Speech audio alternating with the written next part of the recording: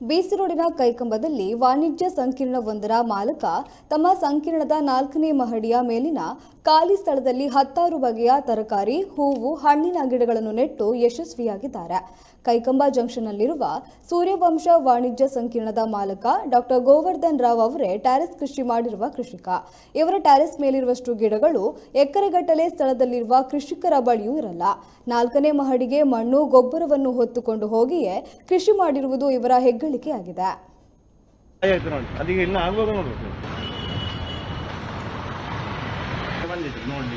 ಅವರು ಹೇಳಿದ್ರು ನಾವು ನೆಲದಲ್ಲಿ ಆಗಿದೆ 3 ಹೂ ಬಂದಿದೆ ನಿಮ್ಮ ಹತ್ರ ಇಷ್ಟು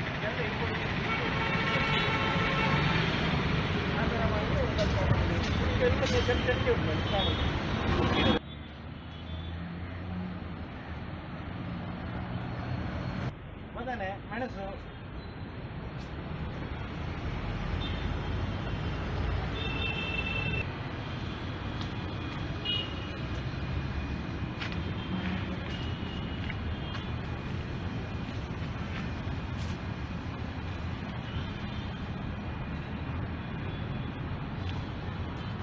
ಸಾವಿರದ 1989 ಏಪ್ರಿಲ್ 7ಕ್ಕೆ ನಾನು ಕಿಂಗ್ ಖಾಲಿ ಯೂನಿವರ್ಸಿಟಿ ಹಾಸ್ಪಿಟಲ್ ಸೌದಿ ಅರೇಬಿಯಾದಲ್ಲಿ ಅನಸ್ತೇಷಿಯಾ ಟೆಕ್ನಾಲಜಿಸ್ಟ್ ಆಗಿ ಕೆಲಸಕ್ಕೆ ಸೇರಿದೆ.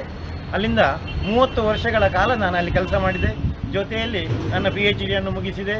ಆಮೇಲೆ ಬ್ಯಾಚುಲರ್ ಡಿಗ್ರಿಯನ್ನು ಕೂಡ ಅಮೆರಿಕದಿಂದ ತಗೊಂಡೆ ನಾನು.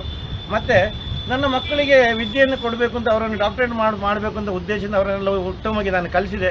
ಅವರಿಗೂ ಪಾಪ ತೊಂದರೆ ಆಗಬಾರ್ದು, ನನ್ನ ತಂದೆ ಯಾರಂತ ಕೇಳುವಾಗ ನಮಗೂ ಒಂದು ಡಿಗ್ರಿಗಳು ಇರಲಿ ಅಂತ ಉದ್ದೇಶದಿಂದ ಅದನ್ನೆಲ್ಲ ಸಾಧನೆ ಮಾಡಿಕೊಂಡು ಮಾಡಿದೆ. 2019 ಆಗಸ್ಟ್ 14ಕ್ಕೆ ನನಗೆ ರಿಟೈರ್ಡ್ ಆಯಿತು. 60 ವರ್ಷ ಕಳೀತು.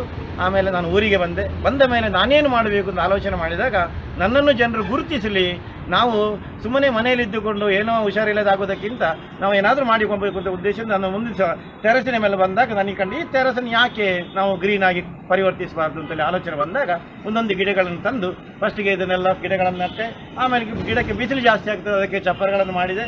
ಈಗ ಎಲ್ಲ ಥರದ ಗಿಡಗಳನ್ನು ನಟ್ಟಿದ್ದೇನೆ. ನಾನು ಆಲ್ಟರ್ನೇಟಿವ್ ಮೆಡಿಸಿನಲ್ಲಿ ಮಾಡಿರೋದ್ರಿಂದ ನನಗೆ ಮನಸ್ಸಿನಲ್ಲಿ ಉದ್ದೇಶ ಇದ್ದದ್ದು ಅಂತ ಹೇಳಿದರೆ ಎಲ್ಲ ನಮ್ಮ ಮೆಡಿಸಿನ್ ಗಿಡಗಳನ್ನು ನಡಬೇಕು ಅಂತ ಇತ್ತು. ಆದರೆ ಅದಕ್ಕೆ ಸ್ಥಳಾವಕಾಶ ಸಿಕ್ಕಲಿಲ್ಲ. ಮತ್ತು ಯಾರಾದರೂ ಸ್ಥಳ ಕೊಡೋದಿದ್ದರೆ ಫ್ರೀಯಾಗಿ ಅದು ಅವರ ಹೆಸರಿನಲ್ಲಿ ಬೇಕಾದ್ರೆ ನಾನು ನನ್ನ ಶ್ರಮವನ್ನು ಕೊಡಲಿಕ್ಕೆ ತಯಾರಿದ್ದೇನೆ. ಎಲ್ಲ ಟೆರಸ್ಗಳಲ್ಲಿಯೂ ಕೂಡ ಪ್ರತಿಯೊಬ್ಬನು ಅವರು ಗಿಡಗಳನ್ನು ನಡಬೇಕು, ಹಸಿರು ಉಸಿರಾಗಿರಬೇಕು. ಅಂದರೆ ಮುಂದಿನ ಈ ಪೊಲ್ಯೂಷನ್ ಎಲ್ಲ ಕಡಿಮೆ ಆಗಬೇಕಂದ್ರೆ ವಾತಾವರಣದಲ್ಲಿ ನಾವು ಆದಷ್ಟು ಆಕ್ಸಿಜನ್ ತುಂಬಿಸಲಿಕ್ಕೆ ಪ್ರಯತ್ನ ಮಾಡಬೇಕು. ಅದು ಗಿಡಗಳನ್ನು ನೆಟ್ಟರೆ ಮಾತ್ರ ಸಾಧ್ಯತೆ. ಆಯುಷ್ಯಲ್ಲಿರುವಂಥ ರೋಗಗಳೆಲ್ಲ ಕಡಿಮೆ ಆಗ್ತಾ ಹೋಗ್ತದೆ. ನನಗೆ 3 ಸ್ಟೆಂಟ್ ಹಾಕಿದ್ದಾರೆ 2014ರಲ್ಲಿ.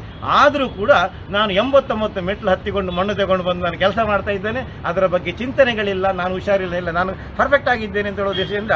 ಯಾಕೆ ಒಂದು ಸಲ ಹುಷಾರಿಲ್ಲದಾದಾಗ ನಮ್ಮನ್ನು ಮತ್ತೆ ಅವರು ರಿಪೇರಿ ಮಾಡಿ ಕಳಿಸಿದಾಗ ನಾವು ಆರೋಗ್ಯವಾಗಿದ್ದಾರೆ ಅಂತಲೇ ತಿಳ್ಕೊಳ್ಬೇಕು.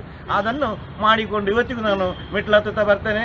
ಈಗ ಹೊಸತಾಗಿ ರಾಟೆ ಪುಲ್ಲಿಯನ್ನು ಹಾಕಿರೋದ್ರಿಂದ ಮಣ್ಣನ್ನು ಕೂಡ ನಾನು ಎಳಿತಾ ಇದ್ದೇನೆ. ಮತ್ತು ಇದೆಲ್ಲ ಗಿಡಗಳು ನಟ್ಟಿದ್ದೇನೆ. ನಮಗೆ ಗೆಣಸಿನ ಗಿಡ ಆಗಿದೆ. ಮೊನ್ನೆ ಇತ್ತೀಚೆಗೆ ನಾನು ಒಂದು ಗೋಣಿಯಲ್ಲಿ 2 ಕಿಲೋದಷ್ಟು ಸಾವಯವ ಗೊಬ್ಬರ ಮುಖ್ಯವಾಗಿ ನಾವು ಹಾಕುವಂಥದ್ದು. ಇಲ್ಲಿ ಸೆಗಣಿ ಮತ್ತು ತರಕಾರಿ, ವೇಸ್ಟ್ ತರಕಾರಿಗಳು ಮನೆಯಲ್ಲಿ ಬಿಸಾಡಿದ ಒಂದು ಡ್ರಮ್ಮಿನಲ್ಲಿ ಹಾಕಿಡೋದು, ಅದಕ್ಕೆ ಬೆಲ್ಲ ಹಾಕೋದು, ಮೊಸರು ಹಾಕೋದು, ಒಂದು 15ರಿಂದ 1 ತಿಂಗಳ ಕಾಲ ನಾವು ಇಟ್ಟು ಮತ್ತೆ ಒಂದೊಂದು ಪಾಟೆ ಗಿಡಗಳಿಗೆ ಹಾಕಿ ಮತ್ತೆ ನೀರನ್ನು ಹಾಕಬೇಕು. ಇಲ್ಲಾಂದರೆ ಅದು ಸುಟ್ಟು ಹೋಗುವಂಥ ಚಾನ್ಸಸ್ ಉಂಟು, ಜಾಸ್ತಿ ಆಗ್ತದೆ. ಅದಕ್ಕೆ ಅದನ್ನು ಹಾಕಿ ಕೊಟ್ಟರೆ ಅದು ಅದರ ತನ್ನಷ್ಟಿಗೆ ಬೆಳೀಲಿಕ್ಕೆ ಅದು ನಮಗೆ ಎಲ್ಲವನ್ನು ಕೊಡುತ್ತದೆ. ನಮ್ಮ ಶ್ರಮಕ್ಕೆ ತಕ್ಕ ಫಲವನ್ನು